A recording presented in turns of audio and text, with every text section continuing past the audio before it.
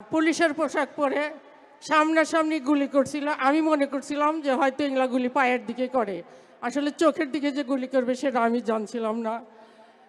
আমি যখন গুলি করে আমি মাটিতে লুটিয়ে পড়ি।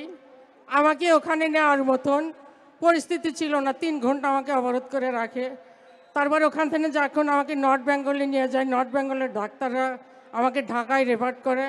আমার মা আমার মা রোমানা মাহমুদ আমাকে ঢাকায় চিকিৎসা করার জন্য পাঠায়, কিন্তু ওখানে আমাকে চিকিৎসা করার মতন আমি কোনো হাসপাতালে ভর্তি হতে পারি নাই, হয়তো ভিন্ন দল না করে দিছিল।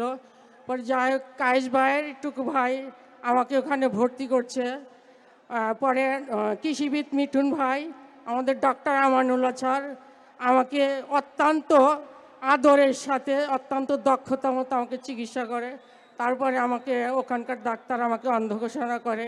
টুকু ভাই আমাকে, আমার বাবা টুকু সাহেব আমাকে চেন্নাই পাঠাইছিল, ওখানে অর্থেন আমাকে অন্ধ ঘোষণা করছে। আমরা 17 বছর ধান আবাদ করছি কিন্তু কাটতে পারি নাই। আমরা সামনে 12 তারিখে প্রত্যেকটা ভোট ধান কেটে ঘরে নিয়ে আসব। আমাদের এই ভোট আমাদের চেয়ারম্যান স্যারের কাছে জমা দেব, ইনশাআল্লাহ রাষ্ট্রপ্রধান হবে। আমার প্রথম একটা দাবি, সিরাজগঞ্জ জেলার অনেক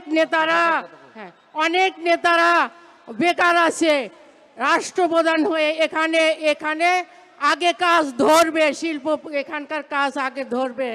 বাচ্চু ভাই, শামীম ভাই, সিরাজগঞ্জ জেলার নেতারা 17 বছর যেভাবে নেতাদের বুকে আগলিয়ে রাখছে, আমাদের আগলিয়ে রাখছে, এজন্য সিরাজগঞ্জ মহিলা দলের পক্ষ থেকে জানাই ধন্যবাদ।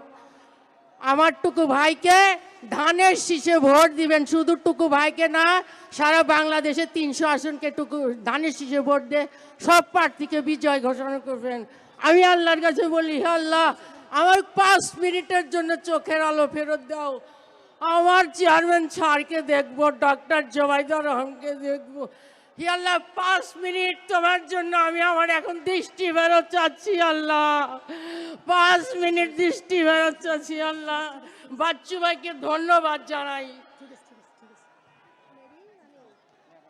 ধন্যবাদ। আপনারা তো মেরির করুণ কাহিনী শুনলেন। 15 জন বসে আছেন এখানে, হাজার হাজার নেতা কর্মী যারা আহত, অনেকেই বসে আছেন, অনেকেই গুলিবিদ্ধ আছেন। আজকে